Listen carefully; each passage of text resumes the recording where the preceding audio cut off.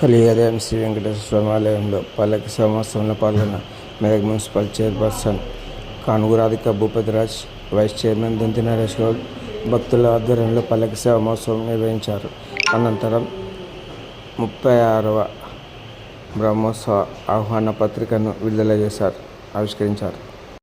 ఈ కార్యక్రమంలో ఆలయ పూజారి నరేంద్ర శర్మ, ఆలయ కమిటీ చైర్మన్ కంచు మధు, కమిటీ సభ్యులు తదితరులు పాల్గొన్నారు. రామదాసు నిర్మించిన